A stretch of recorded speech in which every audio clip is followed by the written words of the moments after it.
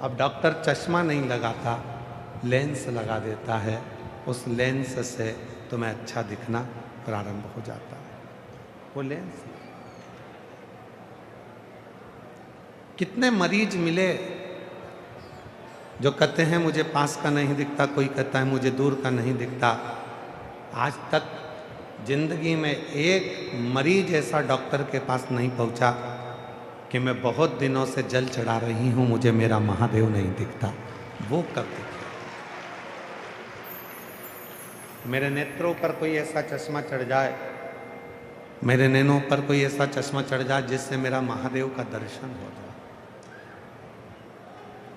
मेरे नेत्रों पर कोई ऐसा चश्मा चढ़ जाए जिससे मुझे मेरे राम का दर्शन हो जाए। मेरे नेत्रों पर कोई ऐसा चश्मा चढ़ जाए जिससे मुझे मेरे कृष्ण का दर्शन हो जाए। डॉक्टर कह देगा वो चश्मा मेरे पास में नहीं है, पर वो चश्मा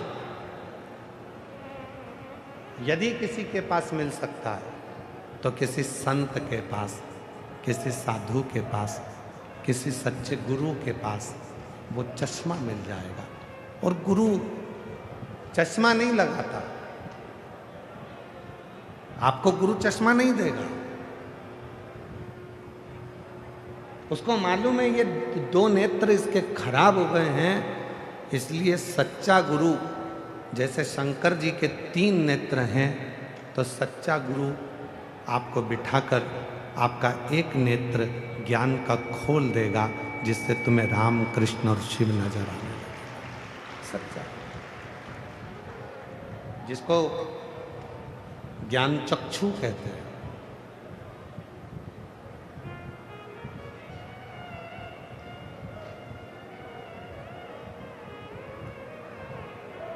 एक ऐसा नेत्र जिसमें सब में समता दिखेगी आपको। एक ऐसा नेत्र जिसमें कोई ऊपर नीचे नजर नहीं आएगा। ब्रह्मा जी के 4 हाथ का दर्शन आप लोग करते हो, भगवान विष्णु के 4 हाथ का दर्शन आप करते हो, और कभी भी भगवान शंकर की मूर्ति का दर्शन करना तो आपको 4 हाथ का दर्शन नहीं होगा, शिव जी के 2 हाथ का दर्शन होगा।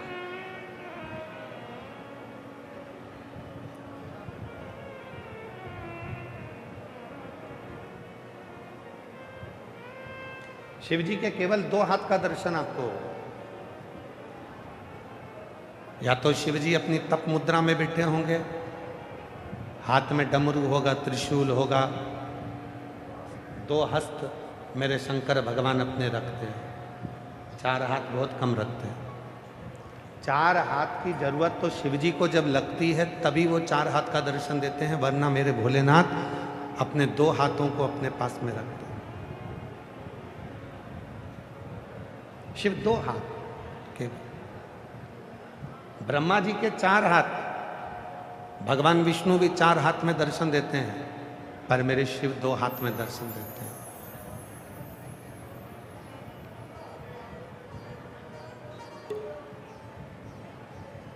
क्यों? किसी ने पूछा कि भगवान शंकर अपने 2 हाथ क्यों रखते हैं, तो शिव जी से माँ पार्वती जी ने भी कहा कि ब्रह्मा जी तो 4 हाथ रखते हैं, भगवान विष्णु 4 हाथ रखते हैं, सब देवता 4 हाथ रखते हैं, आप 2 हाथ रखते हो, क्यों? तो शिव जी ने कहा मैंने अपने 2 हाथों से एक संपन्न व्यक्ति को पकड़ रखा है और एक प्रपन्न व्यक्ति को पकड़ कर रखा है। और जिसने अपनी जिंदगी में संपन्न और प्रपन्न इन दोनों को पकड़ कर रखा है, उसी ने अपनी जिंदगी को प्रसन्नता में जिंदगी को जीना प्रारंभ किया। पर आज की जो स्थिति है, आज का जो समय है, आज की जो स्थिति है, आज का जो समय है, ये बड़ा विचित्र समय है। आज के समय में व्यक्ति प्रपन्न व्यक्ति को कम पकड़ता है और संपन्न व्यक्ति को ज्यादा पकड़ता है। थोड़ा सा पैसे वाला कोई तुम्हारा रिश्तेदार होगा तो तुम तुरंत उसका गुणगान गाना प्रारंभ कर दोगे, अरे वो जयपुर में वो रहता है ना, जिसका सोने चांदी का काम है, इतना बड़ा काम है, वो हमारा मौसी का छोरा है। अरे वो वहां का जो वो है ना मंत्री, वो हमारे काका जी का लड़का है।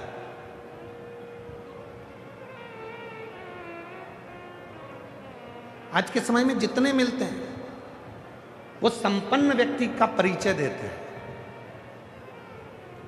आज तक एक व्यक्ति नहीं मिला जिंदगी में कि जो प्रपन्न व्यक्ति का परिचय दे रहा हो, गरीब का परिचय दे रहा हो, जिसके पास धन नहीं है उसका परिचय दे रहा हो, जिसके पास संपदा नहीं है उसका परिचय दे रहा हो, जिसके पास दौलत नहीं है उसका परिचय दे रहा हो, जो सब्जी का ठेला लगा रहा है उसका परिचय दे रहा हो, जो पान की दुकान लगा रहा है उसका परिचय दे रहा हो, जो कबाड़े का काम कर रहा है उसका परिचय दे रहा हो, जो रोड पे बैठकर थोड़ा सा कपड़े का व्यापार कर रहा हो उसका परिचय दे रहा हो। ये दुनिया संपन्न व्यक्ति का परिचय देती है पर प्रपन्न व्यक्ति का परिचय नहीं देती। और मेरे शंकर भगवान एक ऐसे मेरे देव अधिदेव महादेव हैं जो संपन्न को भी पकड़ते हैं और प्रपन्न को भी पकड़ते हैं और बीच में आनंद है।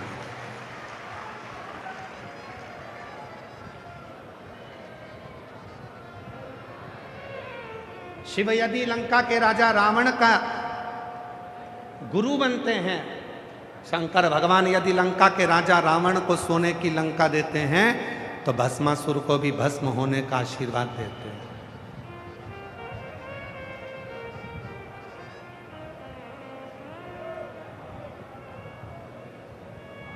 शिव यदि चोर को कुबेर पद प्रदान करते हैं तो कड़प की नेत्र की ज्योति भी प्रदान करते हैं। वो शिव है। उनके पास संपन्न और प्रपन्न दोनों ही बराबर, दोनों बराबर, संपन्न भी बराबर है और प्रपन्न भी बराबर है।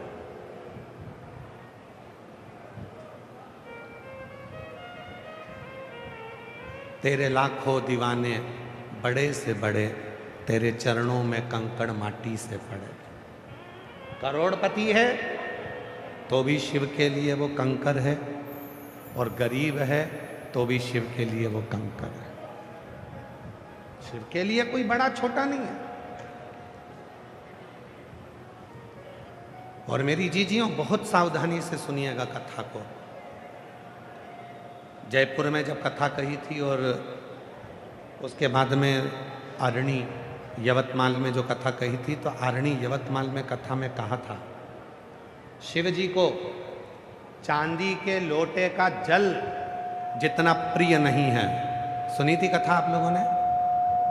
किस किस ने सुनी थी? हाथ उठाओ जरा।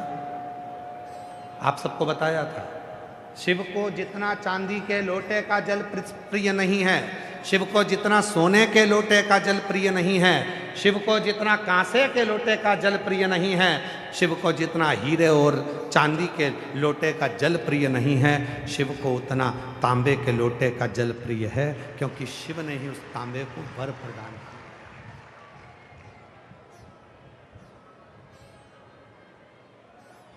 और कोई तुमसे कह दे, कोई तुमसे आकर कह दे कि शंकर जी को चांदी का लोटे का जल ही प्रिय है, तो समझ लेना पक्का मूर्ख बना रहा है। चांदी का लोटा इसको चाहिए इसलिए कह रहा है, शंकर को नहीं चाहिए। शंकर तो तुम्हारा लोटा कभी देखता ही नहीं है। शिव तो ये देखता है। लोटा का मतलब जानते हो आप लोग? जम के बोलो जरा, जम के तो बोलो। लोटा का मतलब जानते हो क्या? कलश। लोटा का मतलब होता है, हम कहते हैं सारी समस्या का हल एक लोटा जल। हमने ये नहीं कहा कि एक कलश जल, हमने लोटा जल। लोटा मतलब जिसके दरवाजे पर तुम जो लेकर जा रही हो वही लोटा कर वापिस दे दे, तो समझ लो कि लोटा लेकर गई थी और लोटा भर कर लेकर।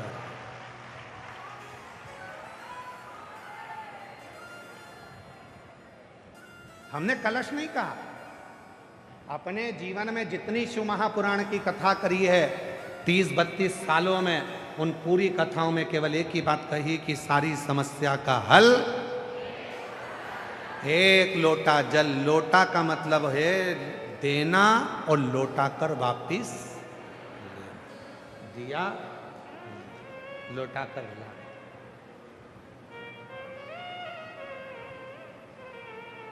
यहां देकर वापिस लिया।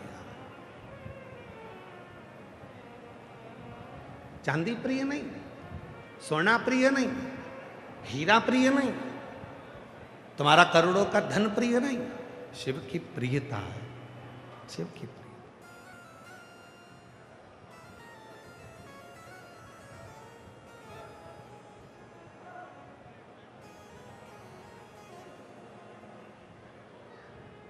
शिव की प्रिय। कहां से लाऊं गंगा, कहां से लाऊं यमुना। एक व्यक्ति कह रहा था कि शिव जी को प्रसन्न करना है तो गंगा का जल होना जरूरी है, शिव जी को प्रसन्न करना है तो यमुना का जल होना जरूरी है। शिव महापुराण की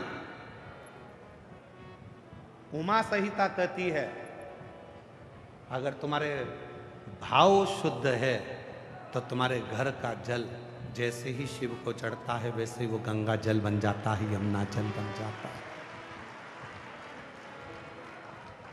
कहां से लाऊं गंगा, कहां से लाऊं यमुना, कहां से लाऊं सरयू आपार पड़ी रे। ओ भोले तेरी सेवा हमसे ना बनी रे। ओ भोले तेरी सेवा हमसे ना बनी रे। कहाँ से लाऊं लड्डू, कहाँ से लाऊं पेड़ा, कहाँ से लाऊं लड्डू, कहाँ से लाऊं पेड़ा, कहाँ से लाऊं बर्फी वो शक्कर चढ़ी रे। कहाँ से लाऊं बर्फी वो शक्कर जड़ी रे। भोले तेरी सेवा हमसे ना बनी रे। ओ भोले तेरी सेवा हमसे ना बनी रे। हमारे पास गंगा का जल नहीं है, कोई कहे गंगा का जल तो बहुत जरूरी है, इसके बिना तो शिव जी की पूजन हो ही नहीं सकती, तो कह देना जिस देव अधिदेव महादेव की मैं पूजन कर रही हूँ उसके मस्तक पर गंगा है, जैसी जल चढ़ाऊंगी मेरा जल भी गंगा जल बन जाएगा। उसको छू के, उसका स्पर्श कर, उसको छुएगा और वो गंगा जल बन जाएगा।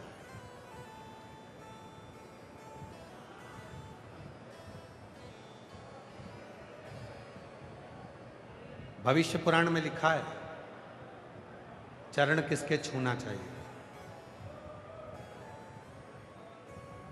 भविष्य पुराण में लिखा है कि चरण किसके छूना चाहिए कलिकाल में। तो भविष्य पुराण में लिखा कि चरण उसके छूना जिसके आचरण अच्छे हों, और जिसके आचरण अच्छे ना हो वो कितनी भी ऊंची गादी पर क्यों ना बैठा, उसके चरण छूने की जरूरत नहीं है। फिर अपने माता पिता और अपने पति के चरण छू। आचरण की श्रेष्ठता है तो चरण भी छू। चरण छूने का मतलब मालूम है आप लोगों को?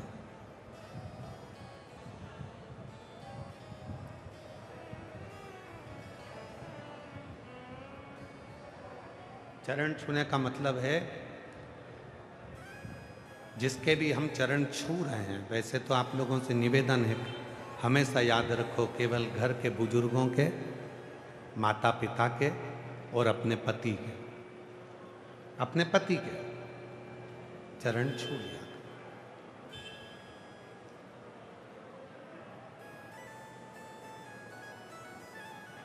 और हमारा पतियों से भी निवेदन है। तुम क्यों हंस रही हो? हम तो कुछ बोले ही नहीं। मेरा पतियों से भी निवेदन है, कभी बन सके हम ये नहीं करें कि तुम अपनी पत्नी के चरण छुओ, पर इतना सा निवेदन है इसका दिल छूने का प्रयास जरूर करना।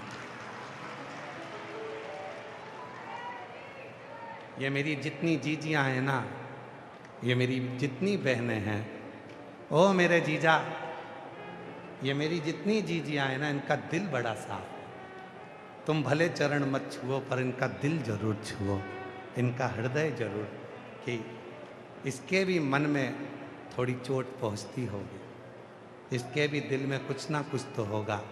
कभी तो एकांत में बैठकर उससे पूछा करो कि तू उदास क्यों रहती है, तू चुप क्यों रहती है, क्या बुरा लग गया तुझको, क्या तकलीफ है तुझको। कभी तो दिल छूने का प्रयास करो। और ये कथा सियोर वाला महाराज अपने मन से नहीं कह रहा, ये कथा शिव महापुराण से कह रहा। चंचुला देवी एकदम चुप होकर बैठी थी, मौन होकर बैठी थी। तो पार्वती जी ने जाकर पूछा था कि मेरे पति को ये पसंद नहीं कि तुम चुप रहो।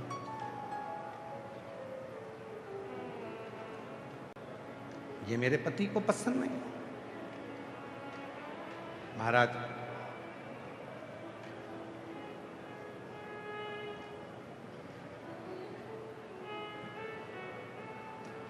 दिन भर मुंह फुलाकर, भगोने जैसा मुंह बनाकर घर में बैठी रहो तो ये किसको पसंद आए। प्रसन्न रहिए। तुम्हारे चेहरे पर जितनी प्रसन्नता होगी, हम तो यहां तक कहते हैं कि तुम्हारे ऊपर कितना भी कर्जा हो जाए, सारी बैंकों का लोन तुम्हारे ऊपर हो जाए, तुम्हारी जमीन जायदाद भी अगर गिरवे में है और तुम्हारा सोना भी गिरवे में है, तो भी तुम्हारे चेहरे की प्रसन्नता खत्म नहीं होना चाहिए। मुस्कुराकर चलो, एक दिन कर्जा अपने आप चुकेगा। मुस्कुराकर तो चलो, चेहरा तो खुश रखो। अगर रोज रोते रहोगे रोते रहोगे रोते रहोगे रोते रहोगे तो रोने से कोई काम नहीं चलेगा। प्रसन्न रहो। दुख है, प्रसन्न होगा। बड़ी बीमारी आ गई, कोई रोग आ गया, कोई तकलीफ आ गई, मिटेगा। थोड़ा खुश तो रहो, प्रसन्न तो रहो। एक पत्र है, उस पत्र में एक बहन ने पत्र में कितनी जोरदार बात लिखी, जरा पढ़िएगा।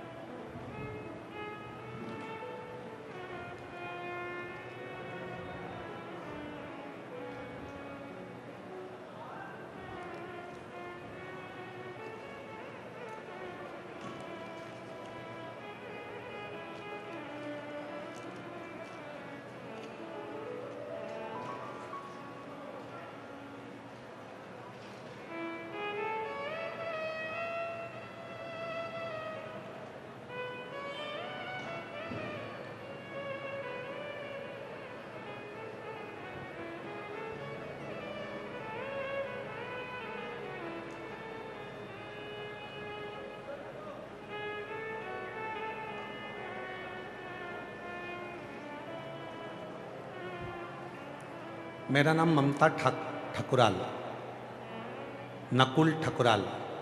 मेरा मोबाइल नंबर ये है। गुरुदेव, कोटि कोटि प्रणाम करती हूँ। एक लोटा जल का क्या गुणगान करूँ। मेरी जेठ की बेटी को ब्लड कैंसर हो गया था। जयपुर के महात्मा गांधी अस्पताल में इलाज चल रहा था। कैंसर लास्ट स्टेज पर था और 13 दिन से वेंटिलेटर पर डॉक्टरों ने डाल दिया था। डॉक्टरों ने कह दिया था घर ले जाओ। पत्र एलईडी पर चल रहा है, आप लोग पढ़ सकते हैं। नहीं चल रहा। एलईडी वालों से निवेदन है, बार बार नहीं कहना पड़े, आप लोग इसको टच करो ना, जिससे ये पत्र वहां चले। रोज रोज एक ही बात थोड़ी ना कहेंगे हम।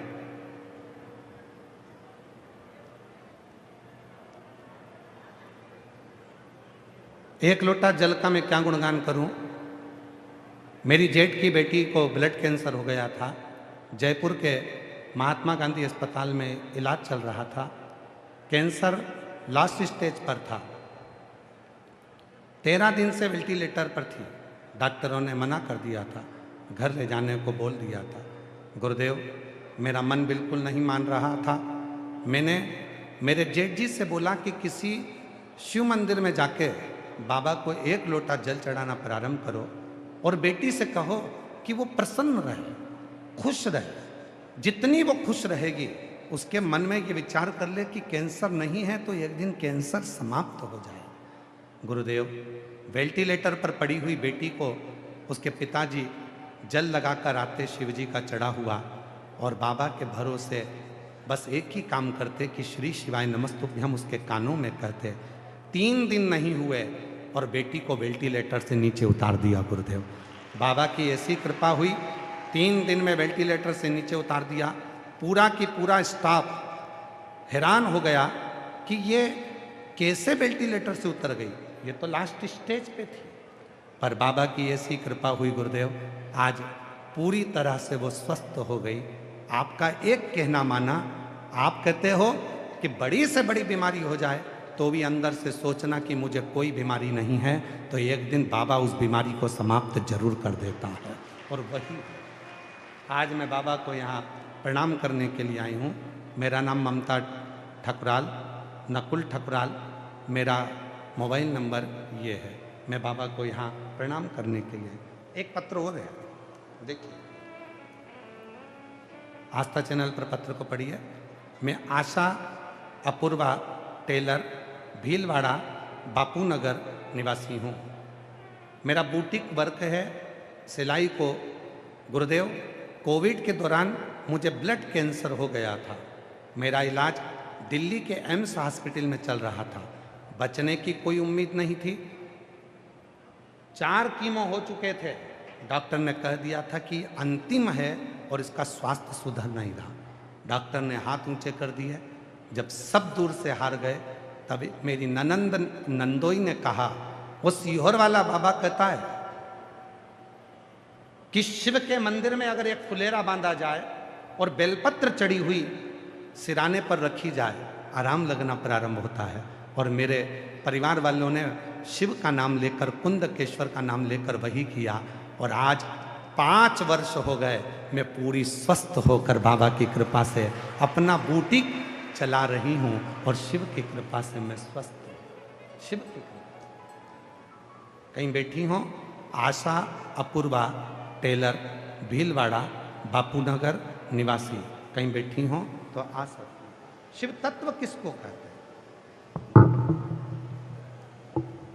भगवान शंकर की पवित्र कथा किसको कहते हैं?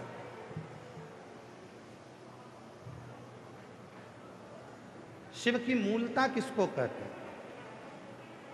एक आपका विश्वास,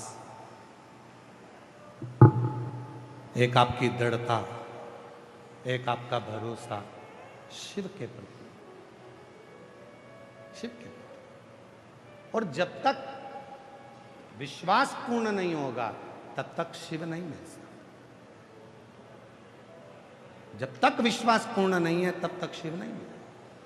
शिव को पाने का सबसे सुंदर तरीका है आपका भरोसा, आपका भरोसा।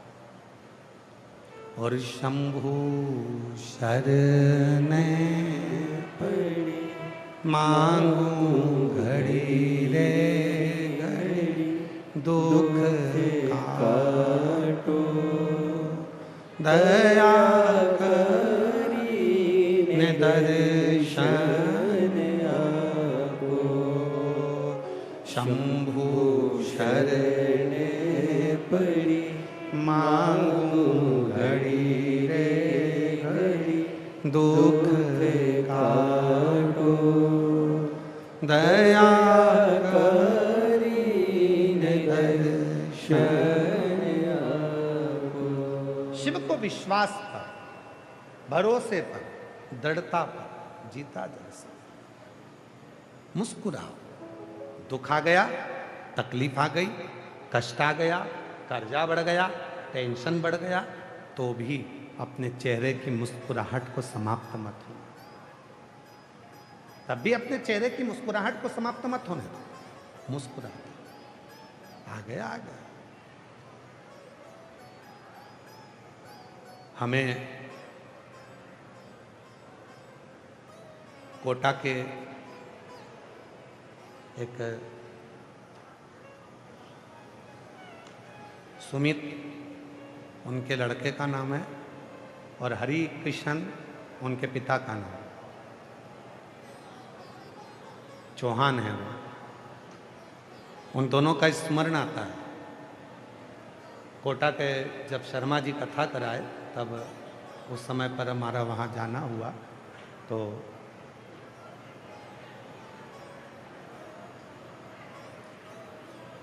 शर्मा जी से जब मुलाकात हुई तो चौहान परिवार से भी मुलाकात हुई। और चौहान परिवार ने जब बताया कि गुरुजी 19 साल हो गए हमारे यहाँ औलाद नहीं, तो हमने कहा कि हम तो ऐसे कुछ बताते नहीं हैं और हम कुछ जानते भी नहीं, हमें मालूम भी नहीं है और ना हम कुछ जानते। पर इतना जरूर है, आप अपने मन से निकाल दो कि मेरे घर में 19 साल हो गए और औलाद नहीं है।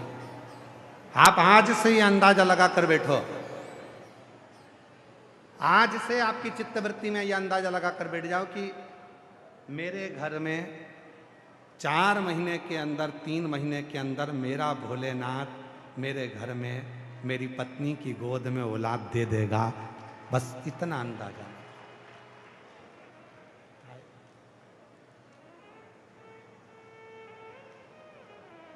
उनका एड्रेस तो हमको स्मरण में नहीं है, बस नाम का स्मरण है, सुमित चौहान, और उनके पिताजी का नाम हरे कृष्ण। तो कुछ महीने के बाद में जब वो सीहोर आए, मिले, हम शर्मा जी की कथा में मिले थे गुरुजी। बाबा की कृपा से गर्भ ठहर गया और बेटी ने जन्म लिया, बेटी आई।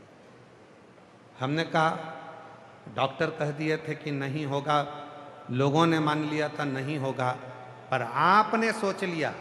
और यहाँ कितनी मेरी जीजियाँ बैठी हैं, कितने मेरे जीजा बैठे हैं, जितनी मेरी जीजियाँ, जितने मेरे जीजा बैठे हैं, अगर तुम्हारे घर में भी भले कर्जा हो गया, टेंशन आ गया, बीमारी आ गई, या तुम्हारे गर्भ से बच्चा नहीं है, तो भी तुम आज शिव महापुराण की कथा से यहाँ की मिट्टी को आरती के बाद अपने हृदय से लगाकर ये विश्वास कर कर जाना कि 3 महीने में मेरा बाबा मेरा दुख मिटा देगा और मेरे घर में खुशियाँ लाएगा।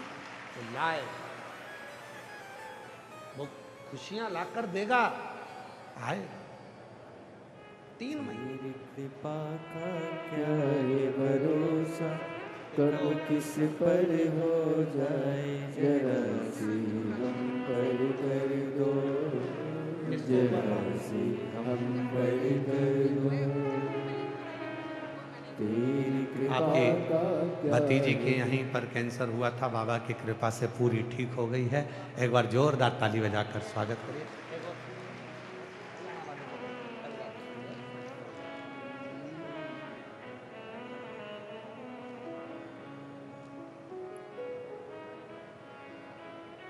तेरी कृपा का क्या है भरोसा, कब किस पर हो जाए, जरा सी हम पर कर दो, जरा सी हम पर कर दो। जिस पर भी हो गई तेरी कृपा करुणा, वो भव पार हुआ,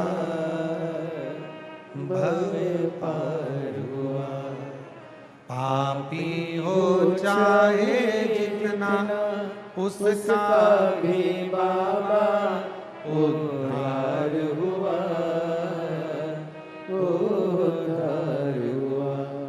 गिद्ध अजामिल गणिका जैसे तेरे मन को भाई, जरा सी हम पर कर दो, जरा सी हम पर कर दो।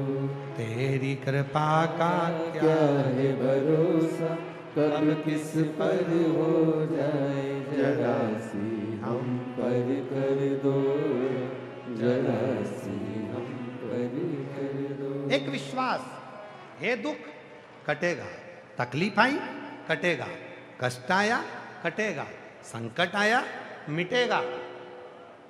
शिव तुम्हारे धन से प्रीति नहीं रखता, शिव तुम्हारे मन से प्रीति रखता। शिव को तुम्हारा धन नहीं चाहिए, शिव को तुम्हारी संपदा नहीं चाहिए, शिव को तुम्हारी दौलत नहीं चाहिए, शिव को केवल तुम्हारा शुद्ध भाव चाहिए। शुद्ध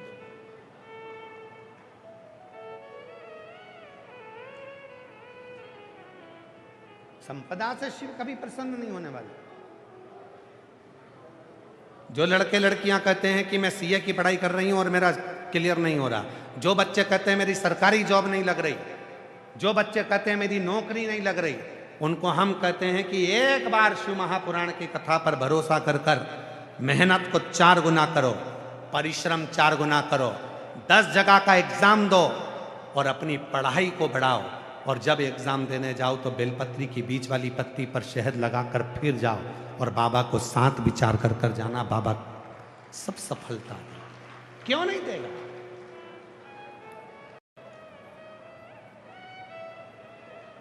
एक नीमच से कोई महिला आई है, एक पत्र है उसका, नीमच से आई है महाराज।